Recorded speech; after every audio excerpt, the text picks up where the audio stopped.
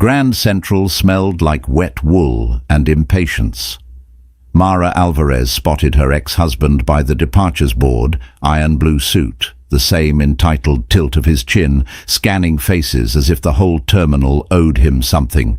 Panic buckled her knees. On instinct, she stepped toward the nearest tall stranger in a charcoal coat and said, "Please, pretend you know me."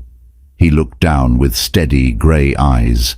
Then he opened his arms, and she folded into them. His cologne was cedar and winter. "There you are," he murmured, loud enough for Colin to hear. Fingers grazed the back of her head like a shield. "You're safe. I've got you." Afterward, she remembered the noise first, the scrape of a rolling suitcase, the metallic shout of a conductor, the holy hush inside a stranger's coat when the world outside was cold and ugly. "Keep walking," he said. "Left." Mara breathed through a throat gone tight and let him steer her. His hand didn't clutch. It guided, 2 fingers at the small of her back. The stranger angled his body to block her from view as they wove past a pastry kiosk, then down a side corridor that smelled of bleach and pretzels. She risked a glance over her shoulder. Colin Reeves, ex-husband, ex-dream, ex-life, stood on his toes, scanning the crowd, mouth thin with irritation. "Thank you," she said to the stranger, once a marble pillar hid them. "I'm sorry. I didn't know what else to do." "Don't apologize." He was taller up close, with a quiet, contained energy, like a building with its own generator. His hair, dark, clipped, left no room for accident. "Do you need to call someone?" Mara swallowed. She had no one to call. Her sister in Houston would worry. Her closest friend, Priya, was at the hospital on a 12-hour shift. "No, I'm okay, thank you." A beat. "He won't follow you here," the stranger said. "You want me to walk you to the Lexington entrance?" Her cheeks stung as adrenaline drained. "I don't want to get you involved." "Bit late for that." His mouth ticked, almost a smile. "Come on, the rain's turned to a mood." Outside Lexington Avenue was a black ribbon of cabs. The morning had shaken the color out of the city. Buildings sulked under a sky like wet paper. He motioned, and a matte black SUV glided to the curb with the obedience of a trained dog. A driver in a cap hopped out, umbrella sprung. "I can't," Mara said automatically. "You can," the stranger said, as if correcting a simple miscalculation. "At least for a few blocks, safer than the street." He said it so simply, safer, that she obeyed. Inside, heat softened her damp clothes, and the city became a muted watercolor through the tinted glass. She realized then that she'd left a print on his coat, a crescent of makeup near the lapel. Mortified, she tugged a tissue from her tote. "I'll cover the dry cleaning," she blurted. "It's fine." He brushed the mark with a thumb and just briefly looked amused. "Where to?" "East 83rd. She hesitated, between 2nd and York. His eyes flicked. Something assessing and impersonal turned curious. "You live near Carl Schurz. Walk there sometimes." "Me too." He said it like confession, and then didn't fill the silence with small talk. She liked that. She liked absurdly that he didn't ask her name, her story, her why. The SUV moved like a whisper. Her heart settled into a reasonable rhythm. On 83rd, when the car eased to a stop, she reached for the door. "Thank you." She meant it like a benediction. "If he bothers you again," the stranger said, "call me." He slid a card from an inner pocket, the weight of it a small surprise in her palm. Heavy paper, embossed, no title, just a name, Daniel Whitaker, and a number. Her gaze snagged on the name, a flicker of familiarity like a song half remembered. But he'd already tapped the glass. The driver stepped out with the umbrella. "Be well, Ms." he began. "Mara," she said, stepping onto the sidewalk that smelled of wet stone and coffee. "Mara Alvarez." Daniel nodded once. "Take care, Ms. Alvarez." The SUV softened back into traffic. She stood on the wet stoop with his card pressed to her skin like a heat pack and the strange certainty that the day had shifted on its axis. Somewhere below the surface, the city clicked into a new gear. Upstairs, her one-bedroom was warming toward the smell of radiator dust. She shrugged off her coat, kicked off shoes, and only then set his card on her chipped thrift store table. The name kept pulling at her. She opened her laptop. The keys wore the fingerprints of bills paid late and chapters drafted at midnight. She was finishing a part-time degree in counseling at Hunter, answering phones at night for an Upper East Side therapist to keep rent paid. She typed the name, a cascade of results. Whitaker Ventures, Whitaker Group. Boardroom photos that made him look colder than he had in person. Headlines about a tech acquisition, a philanthropy gala, a profile with a sentence she read twice, billionaire heir turned builder. A candid shot, him at Carl Schurz Park, jeans, an old ball cap, a dog.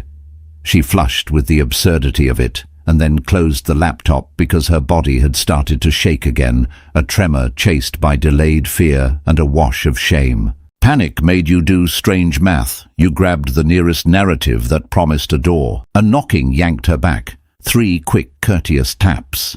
She froze. The second set of taps, slightly louder, made her move.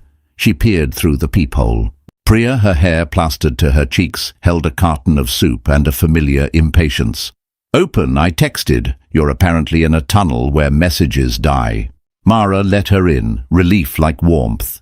Priya set the soup on the stove, then took in the room with quick triage eyes. Damp coat, trembling hands, card on the table. "Bad morning," Priya said gently.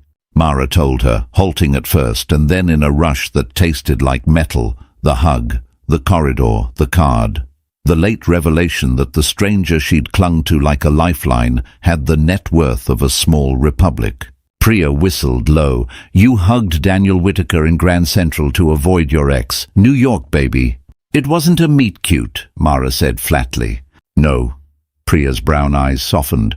"But it might be a lifeline. Has Colin been around?" "He filed a motion to modify alimony," Mara said, anger a clean note at last. "To get out of paying what the court ordered. He says I don't deserve it because I left a secure marriage." Priya made a sympathetic noise and ladled soup. "You didn't leave a marriage. You left a roped-off museum where only his portrait hung." Mara smiled. Small. They ate. Outside, the rain freshened. When Priya left, the apartment felt less haunted. She washed the bowl, wiped the counter, and, just once, traced the embossed letters on the card. She didn't plan to call him. By nightfall, plans had become theoretical. A grey sedan idled across the street longer than made sense. A figure in a hood loitered under the scaffolding, texting with intent. When she took her trash down, a voice behind her said almost gently, "You're hard to reach." Colin! He had the look of a man who believed his time was always being stolen.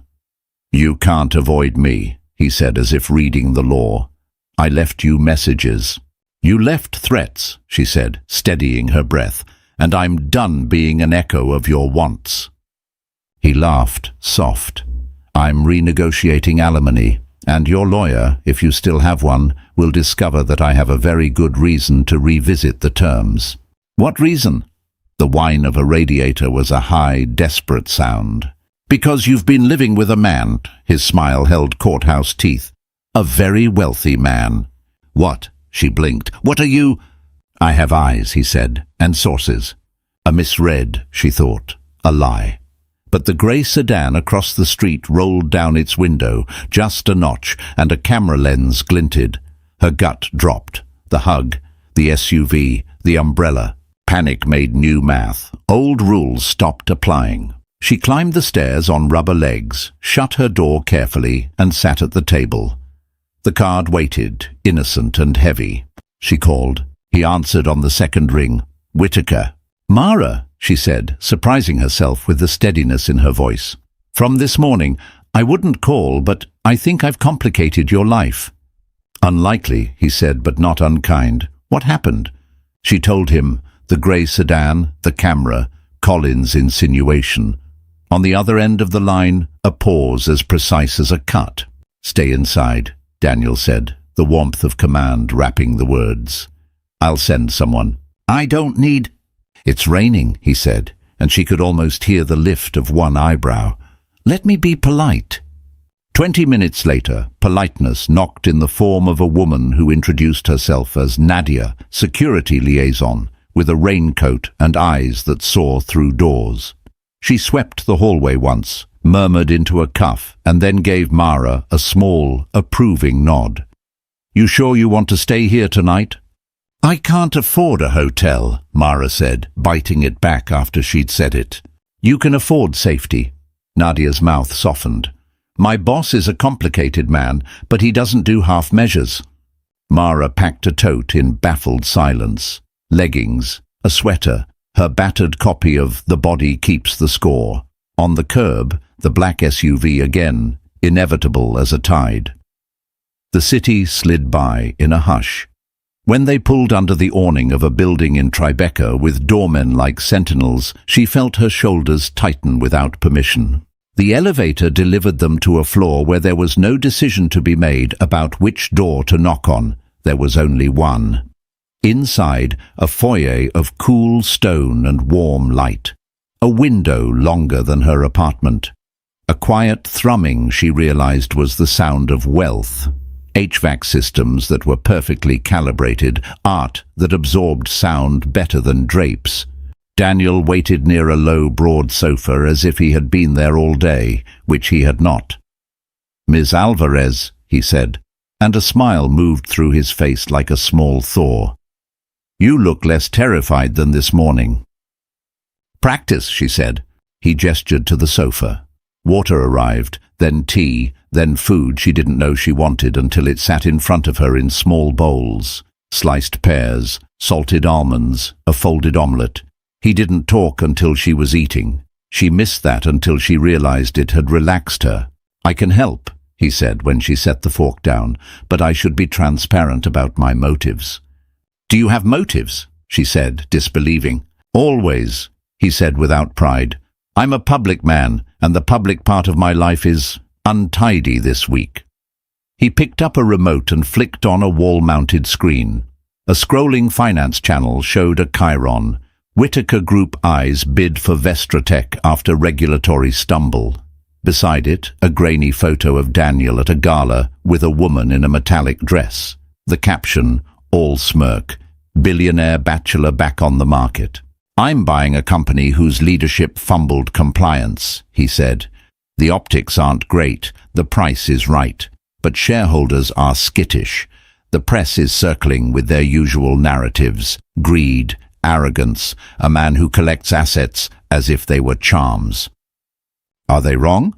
It came out sharper than she intended. He seemed amused, not offended. "Some days, today, I'm trying to rescue an engineering division from idiots in suits." "And where do I come in?" she asked, a knot forming. "The photo at Grand Central will surface," he said, pragmatic as a weather forecast. "If it does, the narrative will tilt toward secret woman. I prefer a different story. Something honest enough to make us both comfortable and clean enough to calm sharks." He folded his hands. "Will you pretend to be my girlfriend for 6 weeks?" Mara's laugh was a small, breaking thing. "You're joking." "No." He tilted his head. "In exchange, comprehensive security for you, a legal team that will ensure Mr. Reeves learns to spell the word boundaries, and a donation to a non-profit of your choice." "What about me?" she asked, an old scar flaring. "Not my causes, me." He didn't flinch. "We'll pay you for your time and inconvenience. It will be taxable, legal, and decently boring. You're offering to rent my life. Borrow your presence," he corrected, "as a shield, and perhaps as a mirror." "Of what?" "The sort of man I say I am." His expression didn't change, but something in him did. "Someone who values people more than deals. I know how that sounds. It's still true." Mara rubbed the heel of her hand against the tight place under her collarbone. 6 weeks, a fake romance, the world's worst rom-com, and an ironclad contract.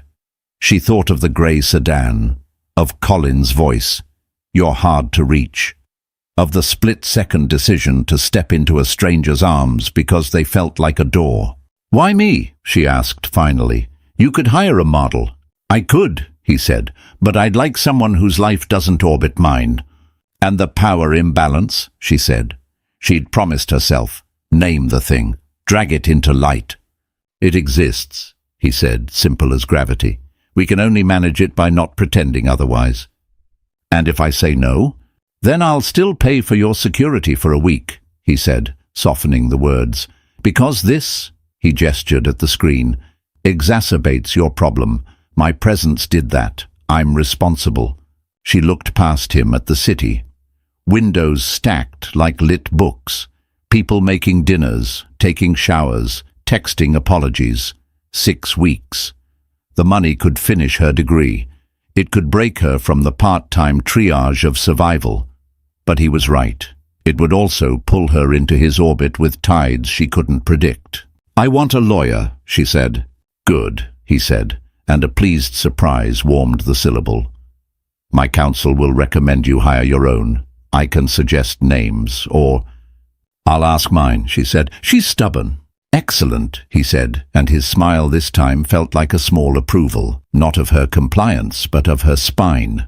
Later, after the lawyers and the draft contract with its neat bulleted scope, public appearances, no physical expectations, exit clause, after Nadia walked her through a security plan that made her feel like a dignitary and a target, after she texted Priya a photo of a clause about boundaries and consent, and received 5 heart emojis and 1 skull, Daniel walked her to the elevator. It's late, he said. It is. We'll meet the press at the Carl Schurz dog run tomorrow, he said, dry. It will look casual. You can bring your book. I don't have a dog, she said. I have one, he said. Borrow his presence. You rent, she said, and then surprised herself by smiling. Borrow, he said, serious again. 6 weeks. If it's too much, the exit clause is real. Why does it feel like you've done this before? She asked. He considered it. Because I've had to manage people's imagination my entire adult life, he said. This is a boundary, not a game. When the elevator doors closed, she watched his expression through the narrowing slit, composed, faintly tired, and, just for a second, as the doors kissed shut, lonely. In the guest room, the sheets smelled of something botanical and expensive. She lay awake, tracing the line between safety and compromise until the rain softened into sleep. New York cleaned itself overnight, the sidewalks scrubbed to anonymity by the rain. Mara dressed in jeans and a navy sweater and braided her hair the way she did when she needed a nearly invisible armor. Downstairs, Nadia handed her a coffee and a tiny earpiece. Just for the walk-in, she said. Press loves to appear casual and surprise you with organization. Like a second-grade talent show, Mara murmured. Nadia laughed, surprise brightening her pragmatic face. You'll be fine. Outside, the morning had a shy blue to it. The park smelled like wet bark and cold iron.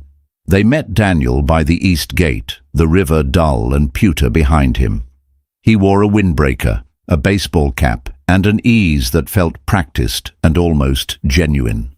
At his heel, a lanky, dignified mutt of uncertain heritage sat as if he had applied for the role of dog and gotten it on the first audition. This is Gus, Daniel said. Technically Augustus Whitaker, but he responds to snacks and the sound of my shoes. Gus looked at Mara as if appraising her resume. She offered a hand. He sniffed, then leaned in, the canine equivalent of an endorsement. Good, Daniel said quietly, as if she had passed a checkpoint. Ground rules? Honesty within the frame, she said, and lifted an eyebrow. Exactly.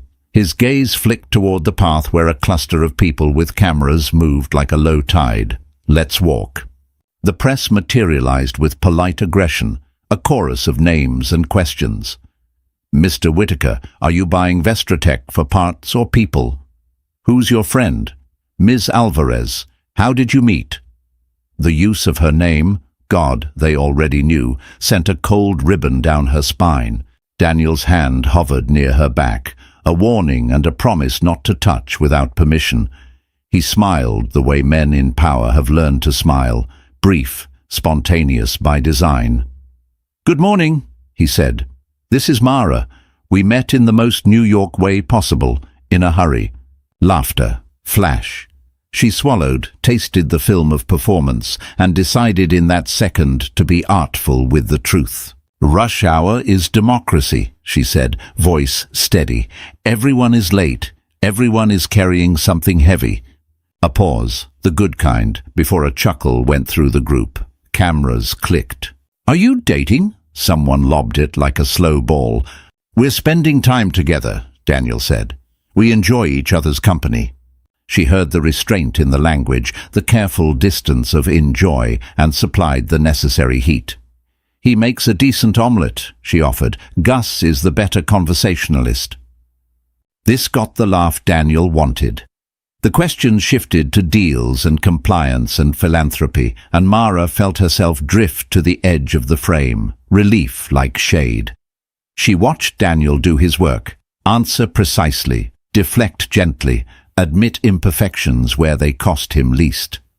It was a choreography of power, and she hated that she admired the craft.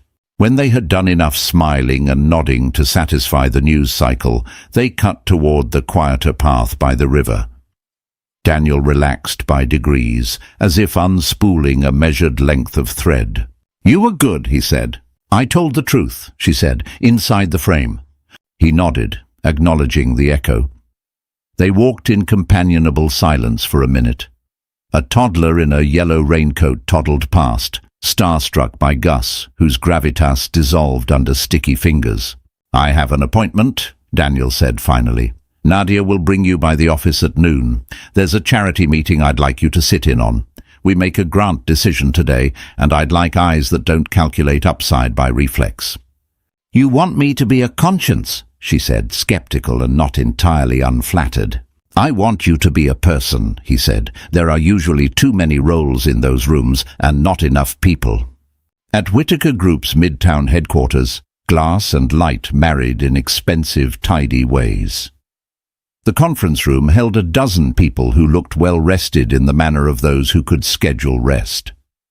A woman with sharp cheekbones and a Prada notebook, Lila Moreno, head of communications, smiled at Mara with the warmth of a ring light. "Welcome," she said, as if welcoming a new product line. "Miss Alvarez is a guest," Daniel said, tone making it clear she was not a prop. Lila's smile stayed fixed, professional and unreadable. The agenda was a grin of bullet points. 3 non-profits vied for a sizable grant, a coding boot camp for undocumented youth, a domestic violence legal aid network, and an arts education collective in the Bronx. The CFO, an elegant man named Arthur Lynn, spoke in a smooth monotone about measurable outcomes. Lila talked about stories. Daniel listened. Mara did too. When the discussion turned to brand alignment, something in her bristled, and she felt Nadia's gaze flicker to her as if sensing heat. "Ms. Alvarez," Daniel said, catching the current, "you have a thought." She did. She didn't want to voice it in a room designed to reward sleekness, but she had promised herself after the divorce to choose bravery over tidiness, at least once a day. "You can measure exits and placement rates," she said, nodding toward Arthur. "You can measure impressions and engagement," she added to Lila. "But there's something else. Which of these does the most to make a person feel like a person again?" Silence, the kind that pulls chairs a half-inch closer to the table. "I volunteered with the legal aid network after I left my marriage," she said, qualifying truth with a soft cover. "They didn't treat me like a case. They treated me like a person with a future. I might be biased." Lila's gaze sharpened. Arthur checked a document with a pen's click that sounded like punctuation. Daniel took a breath. "We'll split the grant," he said, a decision landing. 50% to the legal network, 25 each to the other 2, with a commitment to revisit in 6 months. Arthur frowned, elegant and small. "We lose leverage with a split." Daniel looked at Mara. "We gain people," he said, and then turned to Arthur. "Find leverage somewhere else." After the meeting, Lila intercepted Mara with a vowel-stretching warmth. "You were compelling, human. We'll schedule a profile for next week. Something about your work, your studies, how you met, what you value. The internet is a machine that chews and chews. We must feed it or it bites. Mara smiled carefully. I'll check my schedule with Nadia. Lila's lashes did a polite flutter. Of course. On the elevator down, Mara exhaled and leaned back. Do your people like you? She asked Daniel. They respect me, he said without irony. Liking is not a KPI. What about being liked by me? She asked, challenging before she could stop herself. He turned to her, expression unreadable and interesting. Not a KPI, he said, but important. She hated again that honesty felt good.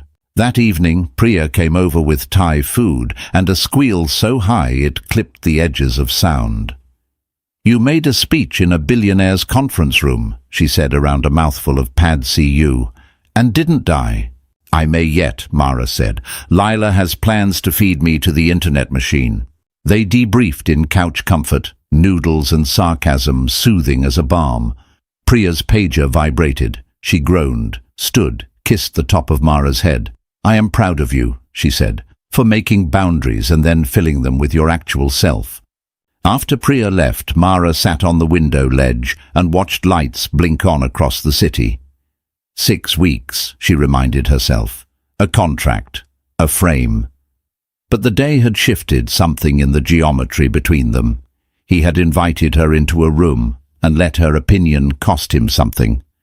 She felt the slow, dangerous warmth of gratitude. She turned the thought so it caught the light. That's where the slide begins, she warned herself. Gratitude, then obligation, then confusion about which belongs to whom. Down the hall she heard Daniel's voice low on the phone. We'll make the bid tomorrow, he said, weary, under control. And if Reeves is advising Vestra's board, we'll do it with more patience than he deserves. Mara went still. Reeves. She slid down the wall until she sat on the cool floor, the word like a bell ringing the past awake. In her mouth, the taste of pennies. The next morning, Mara drank coffee that tasted like competence and confronted Daniel in the kitchen, which, unlike him, was entirely knowable, knives arranged by size, a bowl of lemons trying hard to look casual. Reeves, she said. Daniel grunted in a way that could mean many things. Yes. My ex-husband, she said, as if he did not already know. I know, he said without flourish. My people ran a standard due diligence on anyone connected to you with press risk. Reeves advises Vestratech's board through his fund. A small heat pulsed behind her eyes. You didn't think to mention that the man I hid from in a train station is working on the other side of your biggest deal. I didn't because I had not yet decided what to do about it, he said, voice like a measured paw. I needed to decide whether to recuse myself from the bid, change counsel, or keep me close, she said, more acid than she intended. He didn't flinch. Or keep you safe. Those might be the same thing, she said, heart beating fast enough to bruise ribs. Yes, he said, that's what I'm trying to tell you. Mara set the coffee down. The ceramic thunk sounded like an argument. I don't want to be a pawn you moved to corner him. He studied her. A long, quiet assessment that didn't feel like a search for advantage so much as a search for language. I won't use you, he said finally. Not for this. Not for anything. If you think I am, we end the contract today. She held his gaze until her own steadied. Okay, she said, because she believed him, and because believing him frightened her more than she wanted to admit. The day became a lattice of tasks. Fittings for 2 charity dinners. Wear something that feels like you, not like a mannequin, Lila coached. Ironic in a room full of gowns built for mannequins. A short interview with a business podcast. We met in the rain, she said, telling the narrow truth. A check-in with her academic advisor about extending a deadline by a week. Personal circumstances, she said, and the woman's face softened, as if a private grief had made her fluent in that dialect. In the afternoon, Nadia shepherded her to a therapy appointment she was frankly astonished to find on her calendar. I didn't schedule this, she said. I did, Nadia said, with your permission in the contract. High-profile situations create stress. Therapy is part of your security detail. Mara laughed, short and bright. I like you. Her therapist, a woman named Dr. Eleanor Scott, with a calm voice and an office that understood the uses of texture, invited her to sit and then said very little for the first 10 minutes. Mara filled the silence with the story, the hug, the offer, the contract, the deal, the ex. "And what do you want?" Dr. Scott asked when the word count slowed. "To be the person I am when I'm not scared," Mara said, surprising herself, "and not to confuse gratitude with love." Dr. Scott smiled, small and approving. "That's a clean sentence." "Everything else is messy," Mara said. "Good," Dr. Scott said. "Mess means you're not simplifying yourself to survive." Outside the building, a man with a camera took 3 quick shots and then pretended to study a tree. Mara's skin crawled. Nadia stepped in his line of sight, calm as gravity. "Back off," she said. The man did. That evening they attended a fundraiser for the Legal Aid Network. The ballroom glittered in a way that felt like a discordant chord against the stories in the air. Women who had packed bags in the middle of the night. Men who had left quietly because shame can be a barbed wire in the gut. Daniel spoke briefly, concise, donor-friendly. Mara felt a strange tug at his restraint. She wanted him to be more, to risk saying something with a cost. The thought startled her. "You barely know him. You want him to bleed his edges in public?" After his speech, a woman with a journalist's posture approached. "Jordan Pike," she said. "Feature writer. I'm doing a piece on corporate philanthropy." Daniel's smile had edges softened for public consumption. "Of course." Jordan's eyes slid to Mara.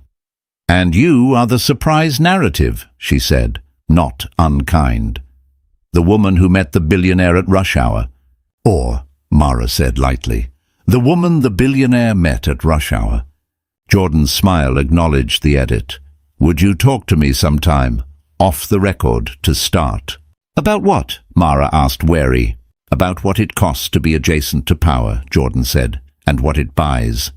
Mara filed the question like a shard of glass in a pocket, useful for cutting ropes, dangerous for fingers. At the coat check, Colin appeared as if conjured by the word cost. He didn't look at her so much as past her, as if studying the idea of her. "Mara," he said, smooth as a new blade, "you look well fed." Daniel stepped close enough to rearrange the air. "Mr. Reeves," he said. "Ah." Colin's smile relocated to his eyes and died there. "Your boyfriend." "Her date," Daniel corrected. His tone was polite, tuned to a frequency of warning only certain men heard. "You work for Vestra," Mara said to Colin, taking a step so Daniel no longer stood between them. "Is that why you've been sniffing around my life? Because the proximity makes you feel larger?" Colin's mouth twitched. "I'm concerned for you. This performance will end, and he will drop you. And what will you have then?" "Myself," she said, and felt her spine align to its old coordinates. "Which is more than I had with you." A faint flush climbed Colin's neck. Rage always coloured him like wine-staining napkins. "Enjoy your puppetry," he said, and turned on a heel that wanted applause. In the car, Daniel was quiet, the kind of quiet that doesn't fear silence. Mara finally exhaled. "Thank you for not speaking for me," she said. "I've been spoken for," he said, looking out at the city. "It makes you smaller in your own head." "Who did it to you?" she asked, before she could stuff the question back down. "Everyone," he said with a little shrug. "The trust lawyers at 22, the board at 28, the press since forever. I built rooms where I could speak and mean it." He looked at her. "That's what I'm doing now." "Buying a company," she said. "And building a room," he said, "where engineers get to mean what they build." That night, sleep finally came without teeth. But at 2 a.m., her phone shivered. A message from an unknown number. "You'll never win. He'll leave you, and I'll still be here." Attached, a photo of Mara and Daniel at the dog park, his hand hovering near her back, her face mid-laugh. The shot so close it felt like an intrusion into a private muscles movement. She texted it to Nadia. "Got it." Nadia wrote back, "We're tracking the number. Do not reply." Mara didn't. but she lay awake and watched the city until it grew new edges and the sky thinned. The Vestratech bid leaked like all things meant to be secret. Markets did a jittering dance. Lila's team ran interference like a rugby line. Daniel disappeared into rooms where daylight was a guest, not a resident. Mara rehearsed a life that was not quite hers. Fittings, fundraisers, the choreography of arriving and leaving at times that looked unplanned. In the eddies between obligation, their private world developed its own weather. She learned he drank his coffee black and hot, like a decision, that he preferred old jazz while reading term sheets, that he loved Gus with a tenderness that made something in her chest unclench. He learned she sang along to bad 90s pop while doing dishes, that she slept with socks on even in June, that she could find a bench in any park that felt like a confession booth. They were careful. The contract's boundaries were real and observed, but intimacy creeps in through small cracks. Shared quiet, mutual competence, the way a person sets a glass down. One afternoon, a storm pinned them inside. Thunder leaned on the city. Rain wrote angry cursive on the windows. Mara worked at the kitchen table on a paper about trauma-informed practice. Daniel stalked a conference call around the living room, throwing sentences at a speakerphone that replied in measured platitudes. When he hung up, he looked as if the weather had moved inside his head. "Bad?" she asked. "Annoying," he said. "Reeves is telling Vestra's board I plan to carve up their engineering team and sell it for parts. He's playing the savior." His mouth soured. "He's good at narrating his interests as moral imperatives." Mara stapled her paper, aligning the edges as if that could impose order on a day. "He was always good at shaping story," she said. "Our wedding vows were bullet points disguised as poetry." Daniel glanced over. "Why did you marry him?" "Because he loved the idea of me," she said, honest through the storm, "and I thought that would someday become the real me.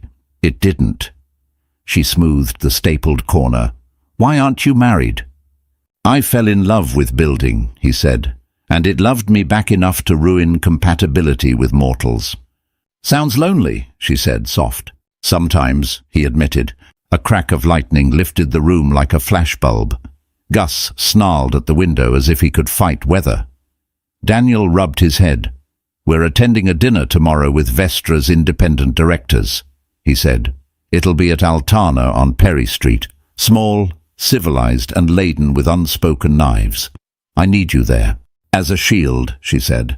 "As myself," he said, meeting her eyes. "You remind me to speak like a person." The dinner was everything he promised. A sanctified rectangle of linen, wine poured at the temperature of old money, smiles that showed teeth. The directors asked polite, precise questions, designed to measure whose air they would breathe if they took the bid. Daniel answered with a calm that could be mistaken for indifference if you didn't notice his hands, a stillness so deliberate it was a tell. Halfway through the halibut, one director asked, "How do we know you'll honor the engineer's work?" Daniel opened his mouth. Mara felt the answer he intended, balanced, data-backed, assemble in the air. She placed her hand on his forearm, a small pressure like a paperweight on a foolish memo. He closed his mouth. He looked at her. She held the look. Then he said, "Because the first thing I built, and the only thing I truly love that isn't human, is an engine." He told them about his college project, a thing of moving parts and furious hope, that worked once on a table at 2 a.m. and made him cry in an empty lab. He told them how he'd felt when executives destroyed something he worked on for profit that year, and how he vowed to never, if he could help it, let a page of accounting ruin a page of code again.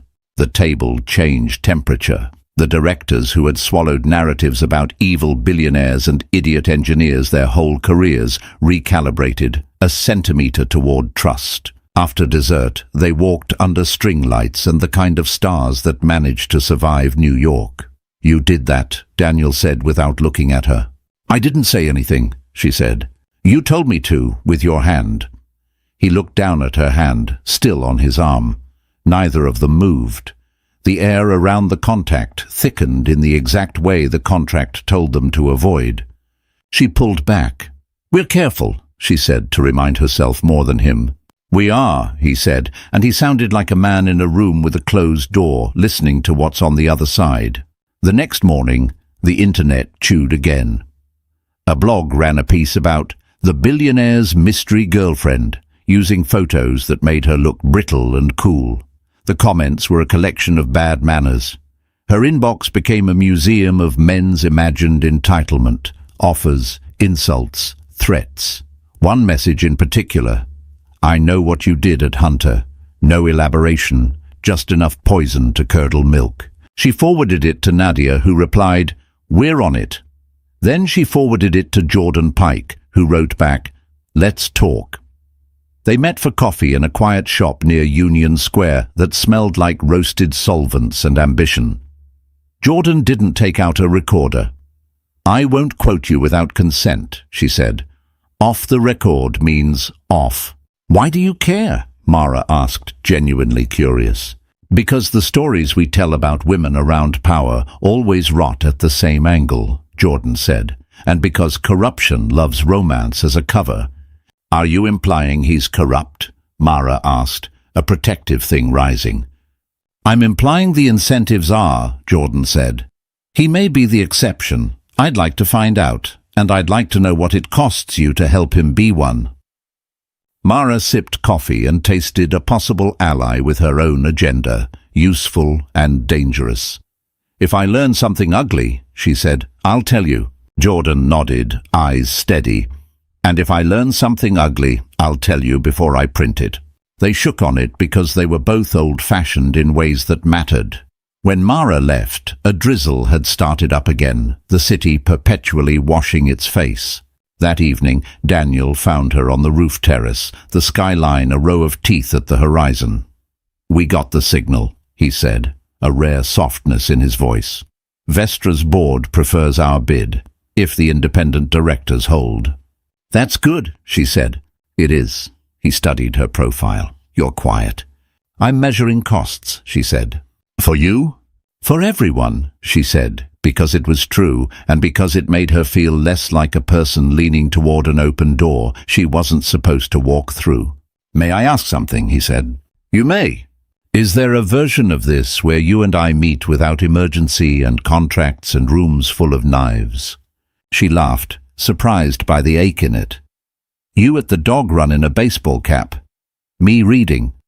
Gus decides I'm acceptable and drops a ball at my feet. You apologize for his pushiness. I say your apology is unnecessary. It's the dog who has wronged me. We talk about old jazz and cheap noodles. 6 weeks later, you ask if I will let you know when you run out of coffee so you can bring some on your way back from the office." He looked at her as if memorizing that small, believable film. "Good," he said. "I'll keep that version somewhere safe." "Keep the coffee," she said, and they both smiled, and the smile hurt. The turn came on a Wednesday with the precise cruelty of midweek. An email leaked, an internal memo from Lila's team to Daniel that read like war plans. At the bottom, a bullet point in polite corporate bullet ease. Leverage Ms. Alvarez's narrative, rescue in rain, humanizing effect, to soften regulatory scrutiny. Coordinate paparazzi placements in low-conflict settings, dog park, farmer's market. Coach on relatable anecdotes, student loans, sister in Houston. The internet ate it like sugar. Mara read it standing in the kitchen, her hands turning cold from the inside out, her sister's name on a memo. Her life itemized as a set of levers. Daniel arrived 2 minutes after Nadia, which meant he'd run. He looked at Mara, then at the open laptop, then at Nadia with a question that could kill careers. Nadia nodded. Tiny. "Real," she said. "I didn't know," Daniel began. "That this memo existed?" Mara asked, voice oddly quiet. "Or that the machine you built eats people and calls it strategy?" He flinched as if she'd slapped him. "I knew we planned. I didn't know they used your sister's name like a prop. I didn't know they recommended tipping off photographers like we're staging an accident." "Except we are," she said. An accident that makes you look good and me look like a woman auditioning for a life everyone thinks I'm not qualified to want. Daniel turned to Lila, who had arrived with the rapid exactness of a crisis manager. You wrote this. My team did, she said, composed, with my oversight. You used Ms. Alvarez's family, Daniel said, a stillness in him that scared Mara more than yelling would have. You proposed managing strangers to photograph her. You turned her life into a checklist. Lila didn't blink. We're protecting the company, the board, you, her, incidentally. Incidentally, Mara repeated, the word welling poison. I am not incidental to myself. Lila's nostrils flared. Finally, a crack. Ms. Alvarez, with respect, this is how the sausage is made. You accepted the contract. And I assumed you were not butchers, Mara said. Daniel's voice went very quiet. You're fired, he said to Lila. Lila's mouth actually fell open, then it shut, like a trap. You can't. I just did, he said, and it wasn't a performance. Arthur will handle the transition. HR will process your package. You have 20 minutes to collect your things. And for what it's worth, I'm sorry I built a room where you thought this was how we do things. Lila left with a grace that did not touch her eyes. The apartment felt abruptly larger, like a lung after a cough. Daniel turned back to Mara. I am sorry, he said. I can undo a hire with a sentence. I can't undo the harm with one. Good, she said, anger pulsing into clarity. Then don't try to fix me. Fix the machine. He nodded, then hesitated, then reached, stopped. May I sit? He asked, fragile as a person who knows he does not have a right to anything. She gestured to the chair. He sat. I fell in love with building rooms, he said, and I forgot that rooms become houses, and houses become cities, and cities learn to eat in certain ways. I let the city learn wrong. Mara listened. She could feel the pendulum inside her swing, from the clean brightness of fury to the knotted ache of something like pity. Reject that, she told herself. Pity is a cousin of capitulation. But the human part of him, the part that fired a person he relied on because that person had itemized Mara's life, cut through defenses she wanted to keep. I need to go, she said, for a while. He nodded once as if someone had asked if he planned to keep breathing. Where? My place, she said. I want to remember how my own kitchen sounds. He stood. Nadia will... No, she said, I'll manage. He took that like medicine. I'll send the legal team to file the restraining order against Reeves. Do that, she said, and then don't call me. He closed his eyes as if someone had turned off a light. Okay, he said, voice smaller. Okay. Her apartment smelled like the memory of lemons, the ghost of the bowl from his kitchen. She opened windows to air out the philanthropy, the strategy, the narratives. She scrubbed the counter with more force than it deserved. She sat on the floor and let herself cry in short, furious bursts that felt like drills cutting through old tile. Priya arrived with wine and a face made for scrapping. Show me the memo, she said. Mara did. Priya read, then opened her mouth in a scream reserved for elevators and injustice. I want to fight Lila with a spoon. Daniel fired her, Mara said. Good, Priya said, but he built a world where she knew how to write that. He has to unbuild it. He said that, Mara said, and hated the thread of defense in her voice. Priya squeezed her knee. It's okay to love the better version of a man who is trying to exist, she said. It's also okay to make him become it without you as his tutor. Mara lay on her back and looked at the ceiling, which had always been honest with her. After a while, her phone buzzed. Jordan. Saw the memo. I'm writing. Want to go on the record? Mara stared at the screen. She typed, yes, if you print his corrections too. He fired her, and he told me he was wrong. Jordan. Fair. I'll show you the draft before we run. Mara. Thank you.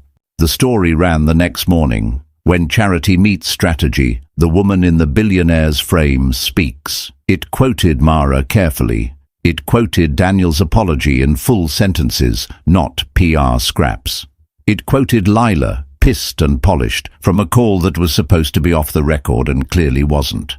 The internet chewed differently, with thought, with argument. Somewhere in the comment sections, faith and cynicism fought without knives for once. Daniel did not call. Instead, he sent a single email. "I won't try to earn your forgiveness with a performative repair. I'm changing process, not optics. If you want receipts, you'll get them. If you never want to read them, you won't get a single one. I'm sorry." She read it 3 times, as if it were a diagnosis in mercifully plain language. 3 days later, a knock. Nadia, in a rain jacket, and that good, steady gaze. "Restraint orders in," she said, "and the number that texted you maps to a burner purchased near Vestra's old offices. Not proof it's Reeves. But the camera guy, he was paid by a PR subcontractor that used to work for Lila. Daniel has frozen contracts with any firm that takes direction from that shop." Mara felt something unclench. "Thank you," she said. Nadia nodded. "Credit where due. He asked me to tell you in person or not at all. He doesn't want to invade your inbox." "Tell him I appreciated the restraint," Mara said. "I'll tell him nothing unless you ask me to," Nadia said, a gentle correction. Mara smiled because boundaries could be a kindness. That night, she slept so hard the city faded out. When she woke, her heart sat differently in her chest, less like an engine on high idle and more like a clock that had found its correct time. The Vestra Tech vote approached like weather, then landed like a verdict. Daniel's bid won by a margin that made the markets clap. Reeves went on cable news to look disappointed for the camera and wrathful for the boardroom. Within an hour, the Legal Aid Network's donation page crashed under traffic. Cause and effect are not always poetic, but sometimes they flirt. Mara watched the coverage from her couch, a bowl of cereal in hand. Jordan's article had done damage and repair in equal measure. In the aftermath, Daniel's team released a new policy. No person adjacent to the company would be used as a narrative asset without consent. It read like law, not like aspiration. He sent no flowers, no notes. In the pettiest part of her, she wanted flowers. In the better part, she wanted the absence more. Priya, perched on the arm of the couch, said, "This man is giving you the space you asked for." "Which is not the same as giving me the version of him I want," Mara said. And they both laughed because wanting is a language that needs humor the way lungs need oxygen. On Friday, Mara walked up to Carl Schurz with a paperback. She sat on the bench she had once told Daniel about, the one that feels like a confession booth, and opened the book, though she did not read.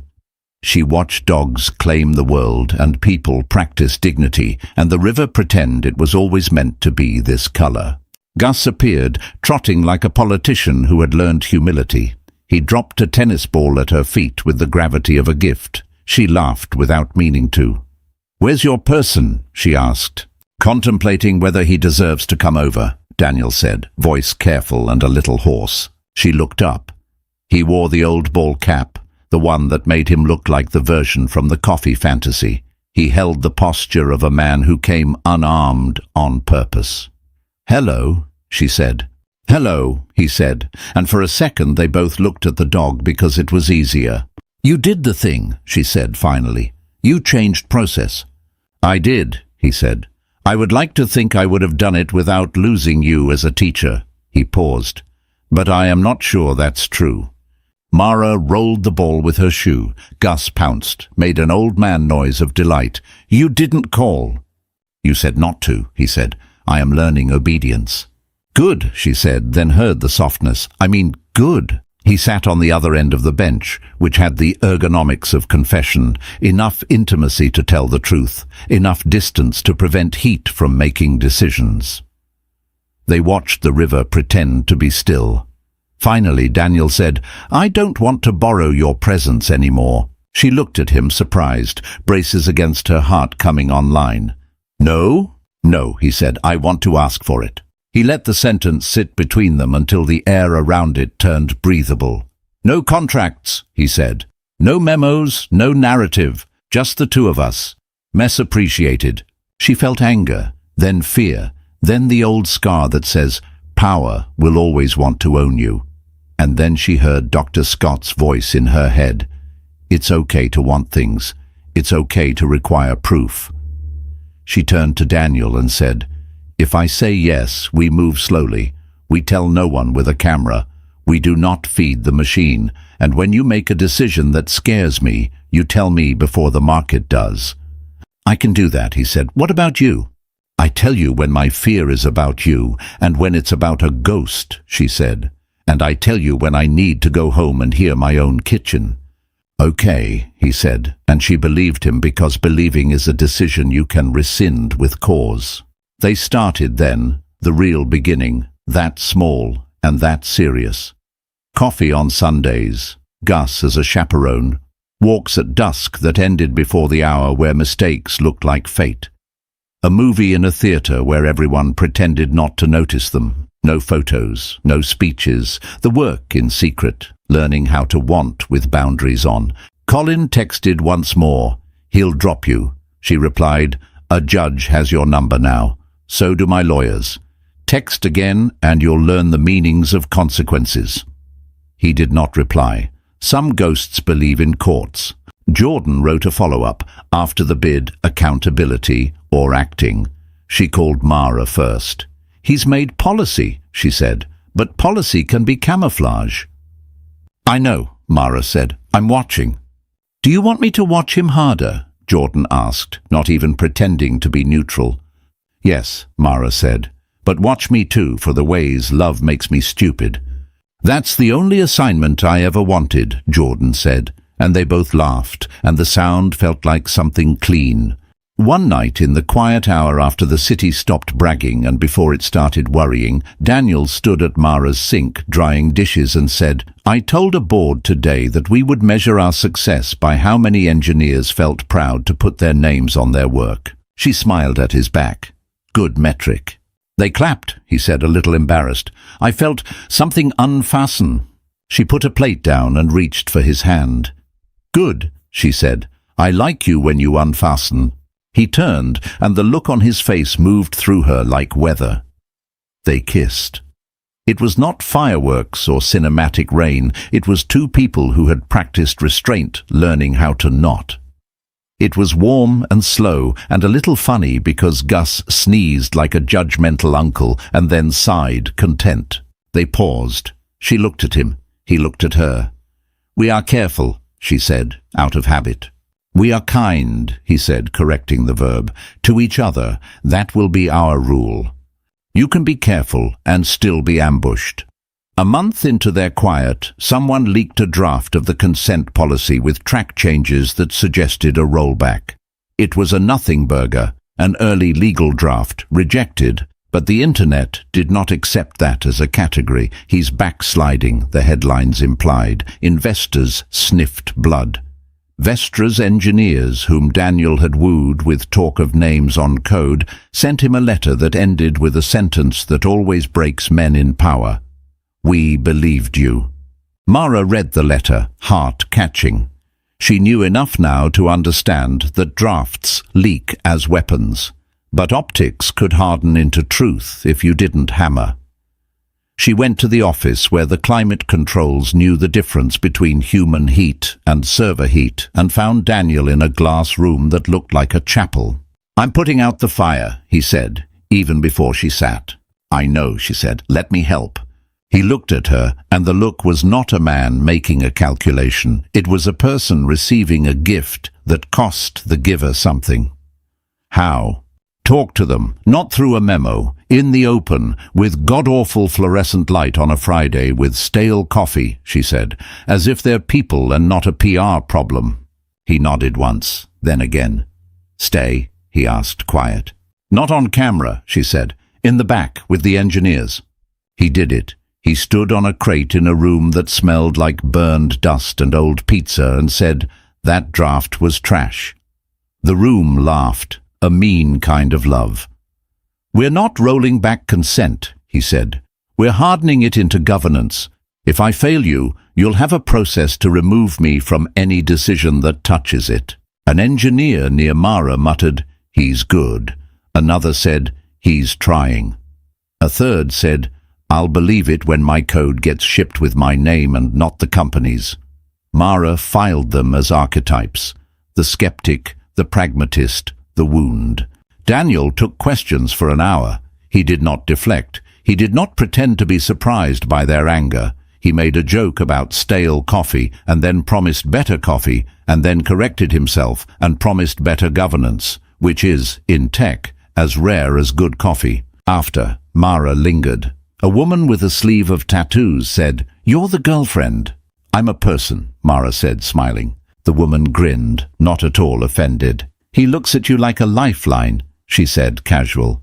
"Don't let him use you as one." "I won't," Mara said, filing the sentence as a vow. On the way out, Daniel said, "You saved me today." She shook her head. "You saved yourself by not lying." "That's the same thing," he said. "Lying would have been easier." "Easier is how we lose the person we wanted to be," she said. He looked at her like that again, the look that felt like a shared country. "I keep wanting to tell you I love you in rooms with other people in them," he blurted, then laughed at himself, "which seems like a disadvantage." "It's a disadvantage if the person doesn't say it back," she said, and the air went thick with hope. She didn't say it back. Not then. She tucked the moment into the same drawer as the baseball cap fantasy. Later, on a bench. Later, when she wasn't blinking sweat out of her eyes from a room full of fluorescent honesty. That later came sooner than planned. Colin sued, claiming defamation based on Jordan's first article, as if truth had bruised him and he wanted damages.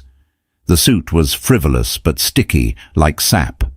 It threatened to pull Mara into depositions where lawyers could turn her life into a public archive. Daniel sent his legal cavalry. It felt like a war you win by being tired longer than the other side. On the morning of the first hearing, Mara stood on the courthouse steps, granite hard under shoes that were not built for battle. Jordan appeared, recorder in pocket but off. "You okay?" she asked. "No," Mara said, "but I'm ready."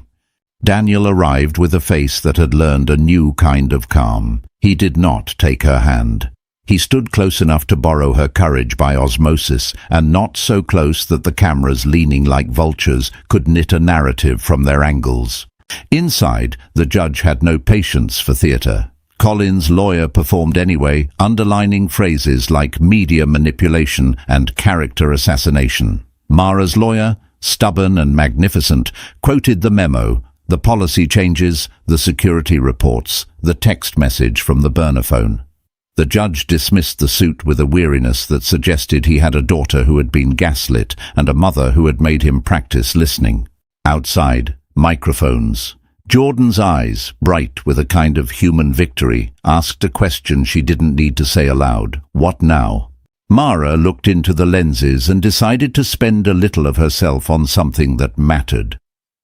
"Some of us have exes who are not adversaries but habits," she said, voice steady. "We break them by believing ourselves. The law helps, friends help, money helps. But mostly we have to choose not to be smaller on purpose." A murmur moved through the crowd, the kind that means a sentence found a home. Daniel looked at her like a man who had found water. She did not look back because you cannot drink and talk at the same time. That night, on the park bench, she said it. "I love you," she told him simply, as if telling him the weather. "But I will leave if you become a room that asks me to be someone else." He closed his eyes like a person receiving a sacrament and then opened them with a softness that hurt.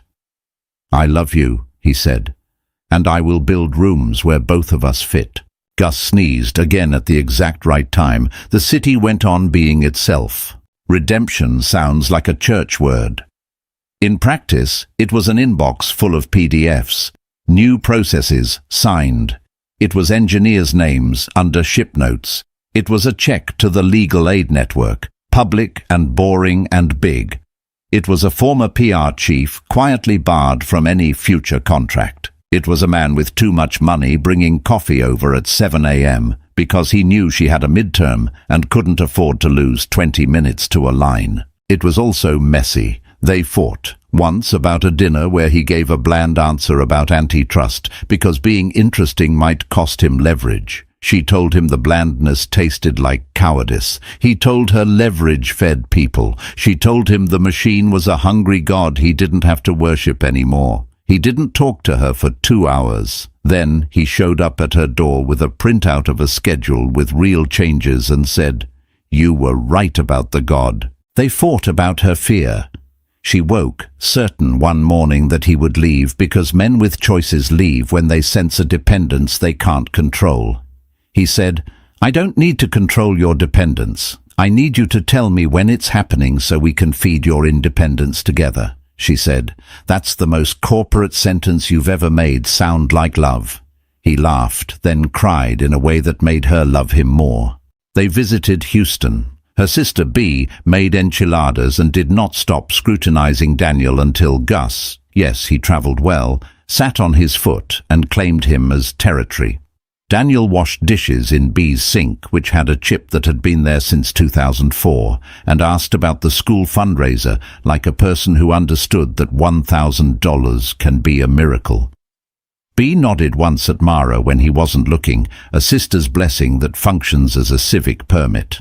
They handled press like weather, acknowledged, prepared for, never worshipped. When Jordan asked for a third interview, this time on the record, they gave it. Together. The piece landed with the grace of something earned. The billionaire and the woman who said no, policy, power, and the price of slow love. The comments were still messy because humans are, but the ratio of thoughtful to cruel was higher than Mara had expected from the internet. Colin receded, as men do when the stage light slides. He took a job that paid less but did not require him to keep losing to a better narrative. The restraining order stayed pinned behind glass in a clerk's office and in Mara's mind as a reminder that paper can protect.